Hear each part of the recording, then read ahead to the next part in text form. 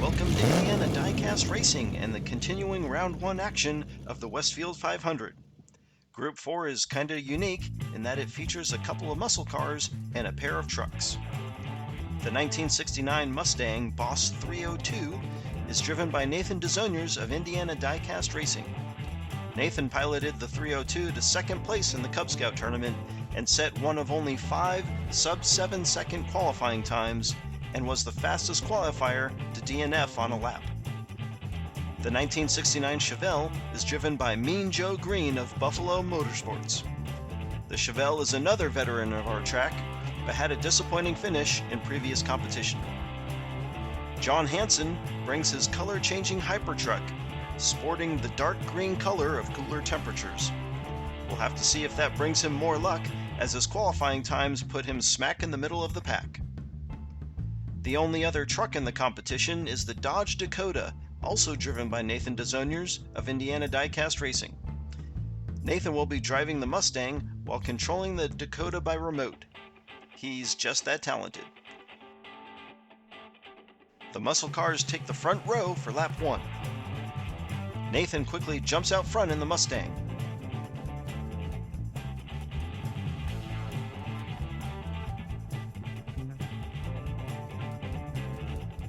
He smashes the finish line cam, and only John will cross the line behind him.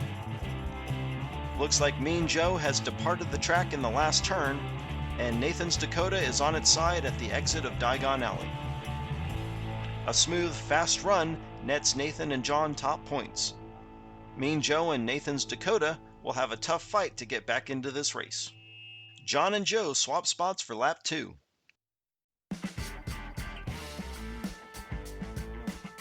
Nathan leads through Diagon Alley, and it looks like the Dakota is wrecked again. Fast through the triangle, and Nathan pulls a Fancy Dan, showing off for the crowd. Again, John takes second, and Mean Joe is going to limp across in reverse. The Dakota couldn't make it past the first turn, and the day is pretty much over for Nathan's truck. Nathan gets so far out front, he whips a 360 on the final straight.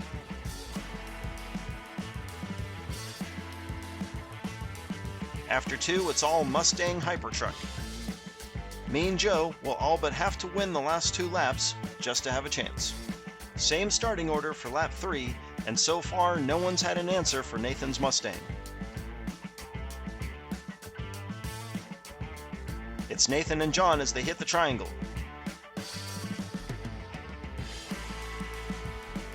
Nathan skids and he's off the track. John blocks Mean Joe and takes the checkers. The Dakota is wrecked again in the triangle. It looks like Nathan forgot to hold the steering wheel and drives off the track just before the finish line. John has to swerve to keep Joe from passing, and he's lucky he manages to stay on the track. Mean Joe Green nearly gets the miracle he needed on lap 3, but it's probably too little too late. The best he can hope for is second place, and even that's a long shot at this point. John and a Hypertruck take the points lead and the pole position for the first time today. Nathan pushes John around the first turn. They're bumper to bumper around the triangle. Nathan spins and John will take both the lap and Group 4 victories. Mean Joe stalls out on the final straight, and for the 4th time today, the Dodge Dakota has wrecked. Nathan's best chance to take the lead was coming out of the final turn, but his worn-out tires can't maintain their grip and he just spins. Mean Joe tries to pull a Harper, but manages to stay on the track. John Hansen comes away with the second highest round 1 score, rounding out an impressive victory with 2 late lap wins. 11 points will also put Nathan's Mustang through to round 2, as he has outscored both Kit Cam's Golden Ticket and Cole Custer's Jaguar XJ220. Round 2 is already shaping up to be very competitive.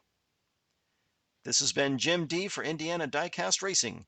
Be sure to tune in next time to see Dr. Seuss take on 3 sports cars in Group 5 of the Westfield 500.